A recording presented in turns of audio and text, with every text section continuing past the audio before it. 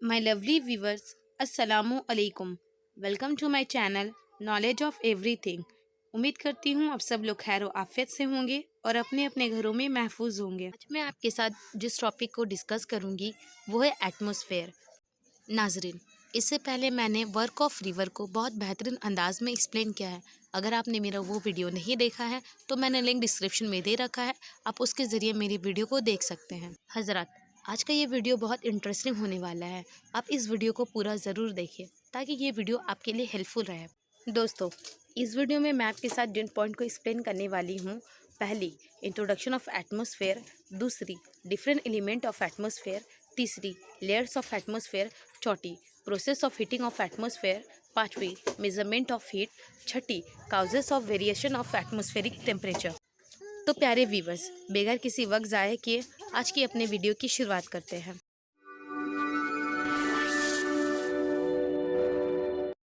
तो हमारा पहला टॉपिक है एटमॉस्फेयर। हमारी ज़मीन के गिर्द 320 किलोमीटर के हाइट पर हवा का जो गिलाफ पाया जाता है उसे एटमॉस्फेयर कहते हैं। एटमॉस्फेयर की वजह से ही हमारी ज़मीन पर ज़िंदगी का वजूद कायम है। अगर हमारी ज़मीन पर एटमॉस्फेयर नहीं होता तो हमारी ज़मीन दूसरे प्लैनेट की तरह होती, यहाँ पर ज़िंदगी का कोई वजूद नहीं होता। हमारा ये एटमॉस्फेयर 3 एलिमेंट से मिलकर बना है। पहला गैसेस, दूसरा वाटर पेपर और तीसरा डस्ट पार्टिकल। हमारा एटमॉस्फेयर जिन गैसों से मिलकर बना है वह है नाइट्रोजन, ऑक्सीजन और दूसरी गैसें। हमारे एटमॉस्फेयर में सबसे ज़्यादा मिकदार में नाइट्रोजन पाई जाती है, इसकी परसेंटेज 78.03 है। ऑक्सीजन 20.99% पाई जाती है और दूसरी गैसें 7% पाई जाती है। गैसों के बाद हमारे एटमॉस्फेयर में जो चीज़ पाई जाती है वह है water vapour. Water vapour troposphere में काफ़ी मिकदार में पाया जाता है। जैसे जैसे हम लोग बुलंदी के साथ ऊपर बढ़ते हैं वाटर पेपर में कमी आती जाती है। हर 8 किलोमीटर की बुलंदी पर 4% वाटर पेपर में कमी आती है। गैसेस और वाटर पेपर के बाद हमारी एटमॉस्फेयर जिन चीज़ों से मिलकर बनी है वह है डस्ट पार्टिकल। डस्ट पार्टिकल में गर्द व गुबार, रेत, कंकर, ज़रात ये सब शामिल है। जैसे जैसे हम लोग ऊपर के लेयर में जाते हैं डस्ट पार्टिकल में कमी आती जाती है। इन्हीं डस्ट पार्टिकल की वजह से फॉग भी बनता है। इसके अलावा जियोलॉजिस्ट ने टेम्परेचर के बेसिस पे एटमॉस्फेयर को 6 लेयर्स में बांटा है। पहला ट्रोपोस्फेयर, दूसरा स्ट्रेटोस्फेयर, तीसरा मेसोस्फेयर, चौथा आइनोस्फेयर या थर्मोस्फेयर, पांचवा मैग्नेटोस्फेयर और छठा एक्सोस्फेयर। इन तमाम लेयर को हम लोग एक एक करके ब्रीफली डिस्कस करेंगे। एटमॉस्फेयर का सबसे पहला लेयर ट्रोपोस्फेयर है। ये पूरे एटमॉस्फेयर का सबसे ज़्यादा डेंस लेयर है। ट्रोपो दरअसल एक ग्रीक वर्ड है। ट्रोपो का मतलब चेंजेस के होते हैं। ट्रोपोस्फेयर से जैसे जैसे हम लोग ऊपर की तरफ जाएंगे टेम्परेचर में बदतरीज कमी होती जाएगी। ट्रोपोस्फेयर की थिकनेस मुख्तलिफ प्लेसेस में मुख्तलिफ होती है। ये इक्वेटर के नज़दीक 16 से 18 किलोमीटर मोटा होता है, जबकि पोल के नज़दीक 8 किलोमीटर मोटा होता है। इस लेयर में ही सबसे ज़्यादा वाटर वेपर और डस्ट पार्टिकल पाई जाती है। ट्रोपोस्फेयर को स्ट्रेटोस्फेयर से जो लेयर अलग करता है उसे ट्रोपोपाउस कहते हैं। एटमॉस्फेयर का सेकेंड लेयर स्ट्रेटोस्फेयर है। स्ट्रेटोस्फेयर ट्रोपोपाउस और स्ट्रेटोपाउस के बीच में पाई जाती है। इसकी थिकनेस 50 किलोमीटर या इससे ज़्यादा होती है। स्ट्रेटोस्फेयर से जैसे जैसे हम लोग ऊपर की तरफ जाते हैं टेम्परेचर में काफ़ी इजाफा होता है, क्योंकि इस लेयर में किसी भी तरह की साइक्लोन नहीं आती है और ये बिल्कुल काम रहता है, इसलिए हवाई जहाज़ इसी लेयर में परवास करती है। स्ट्रेटोस्फेयर में ही सबसे इम्पॉर्टेंट लेयर ओजोन स्फेयर पाई जाती है। ओजोन स्फेयर सूरज से आने वाली खतरनाक अल्ट्रावायलेट रे को ज़मीन पर पहुंचने नहीं देता, जिससे ज़मीन में खतरनाक बीमारियां नहीं फैलती है। स्ट्रेटोस्फेयर को मेसोस्फेयर से जो लेयर अलग करती है वो है स्ट्रेटोपाउस। स्ट्रेटोपाउस में क्लाइमेट बिल्कुल काम रहता है। यहाँ पर क्लाइमेट में किसी तरह की कोई चेंजेस नहीं आती हैं।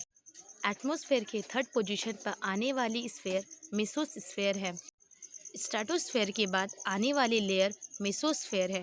मेसोस्फेयर 50 से लेकर 80 किलोमीटर के दरमियान पाई जाती है। मेसोस्फेयर में हम लोग जैसे जैसे बुलंदी की तरफ बढ़ेंगे टेम्परेचर में कमी आती जाती है। मेसोस्फेयर को थर्मोस्फेयर से एक लेयर अलग करता है जिसे मेसोपाउस कहते हैं। मेसोस्फेयर के बाद एटमॉस्फेयर में जो लेयर आती है वो है थर्मोस्फेयर। थर्मोस्फेयर एटमॉस्फेयर के फोर्थ पोजीशन पर आता है। थर्मोस्फेयर का मतलब होता है बहुत हाई टेम्परेचर। थर्मोस्फेयर में काफ़ी मिकदार में टेम्परेचर पाया जाता है। इसके अलावा थर्मोस्फेयर को हम लोग आयनोस्फेयर भी कहते हैं, क्योंकि यहाँ पर ऑक्सीजन मुख्तलिफ आइटम्स में टूटते हैं और आइंस बनाते हैं। इन्हीं पार्टिकल के डिस्चार्ज की वजह से हीमोस्फेयर में एरुला बोरियालिस और सदर्न हेमिस्फीयर में एरुलर ऑस्ट्रालिस देखने को मिलती है। थर्मोस्फेयर के बाद मैग्नेटोस्फेयर आता है।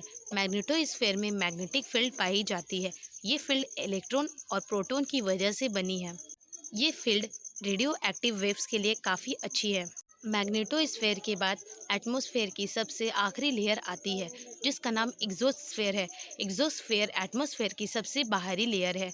इसके बारे में साइंटिस्ट अभी तक कोई ज़्यादा जानकारी हासिल नहीं कर पाए हैं। अब हम आते हैं अपने second topic, process of heating of atmosphere पे। हमारी एटमॉस्फेयर को गर्म करने के पीछे 3 प्रोसेस वर्क करती है: conduction, convection and advection. Conduction हमारी ज़मीन को गर्म करने वाला एक ऐसा प्रोसेस है जिसमें सूरज की शॉर्ट वेव्स हमारी ज़मीन पर आती है और हमारी ज़मीन इसे ऑब्जर्व करके गर्म हो जाता है। तब हमारी ज़मीन की गर्मी नीचे की लेयर की हवा को गर्म करती है। इस तरह कंडक्शन का अमल वाक़ होता है। एटमॉस्फेयर को हीट करने का सेकंड प्रोसेस कन्वेक्शन है। कन्वेक्शन का प्रोसेस उस वक्त वाक़ होता है जब लोअर लेयर की एयर गर्म हो चुकी होती है और इसकी गर्मी उसके बाद वाले लेयर में मुंतकिल होती है और इस तरह हवा के टेम्परेचर की मुंतकिल से पूरा एटमॉस्फेयर गर्म हो जाता है और कन्वेक्शन का प्रोसेस वाक़ होता है। एटमॉस्फेयर को गर्म करने का थर्ड और आखिरी प्रोसेस एडवेक्शन का है। ये प्रोसेस उस वक्त वाक़ होता है जब एक प्लेस की हवा गर्म होकर ऊपर की तरफ उड़ जाती है, चूँकि वहाँ पर एक स्पेस बन जाता है, लिहाजा उस स्पेस को भरने के लिए दूसरे रीजन की ठंडी हवा वहाँ आती है। इस तरह से एडवेक्शन का प्रोसेस वाक़ होता है। एटमॉस्फेयर के हीटिंग का ये प्रोसेस रेगुलर बेसिस पे होता रहता है और इस तरह हमारा एटमॉस्फेयर हीट होता रहता है। अब हम लोग डिस्कस करेंगे अपने आखिरी और fifth topic, measurement of heat को। एटमॉस्फेयर के टेम्परेचर को नापने के लिए 6 मैक्सिमम एंड मिनिमम थर्मामीटर का इस्तेमाल किया जाता है। एटमॉस्फेयर के टेम्परेचर को डिविजनल बेसिस, मंथली बेसिस और एनुअल बेसिस पर मेज़र किया जाता है। दिन में ज़्यादा से ज़्यादा मेज़र की जाने वाली टेम्परेचर को मैक्सिमम डेली टेम्परेचर कहते हैं। ये टेम्परेचर 2 से लेकर 4 बजे के दरमियान मेज़र की जाती है। इस तरह दिन में कम से कम टेम्परेचर को मिनिमम टेम्परेचर कहते हैं। ये टेम्परेचर 4 से लेकर सुबह के 5 बजे तक नापी जाती है। टेम्परेचर जो मिनिमम और मैक्सिमम टेम्परेचर के बीच में नापी जाती है उसे एवरेज टेम्परेचर कहते हैं। दिन के, मंथ के और एनुअल के मैक्सिमम और मिनिमम टेम्परेचर के बीच में जो टेम्परेचर मेज़र किया जाता है उसे divisional average temperature, monthly average temperature और एनुअल एवरेज टेम्परेचर कहते हैं। माय लवली व्यूअर्स, आज का मैं अपना सेक्शन यहीं ख़त्म करती हूँ। आई होप ये वीडियो आपके लिए यूज़फुल रहा होगा। अगर आपको ये वीडियो थोड़ा सा भी इन्फॉर्मेटिव लगा तो इसे अपने दोस्तों के साथ ज़रूर शेयर करें ताकि उन तक ये इन्फॉर्मेशन ज़रूर पहुँचे। और साथ ही साथ अगर आपको ये वीडियो थोड़ा सा भी अच्छा लगा तो इसे लाइक ज़रूर करें। आपके एक लाइक से मेरे मोटिवेशन में काफ़ी इजाफा होता है। और हाँ नाज़रीन, अगर आप मेरे चैनल में नए हो तो इसे सब्सक्राइब ज़रूर करें। साथ ही साथ बेल आइकन ज़रूर प्रेस करें ताकि आने वाली इन्फॉर्मेटिव वीडियो आप तक ज़रूर से ज़रूर पहुँचे। और अगर आपको इस वीडियो से रिलेटेड कोई क्वेश्चन है तो आप मुझे नीचे कॉमेंट में कर सकते हो। मैं मिलती हूँ आपसे अपने अगले वीडियो में। तब तक के लिए अल्लाह हाफिज़।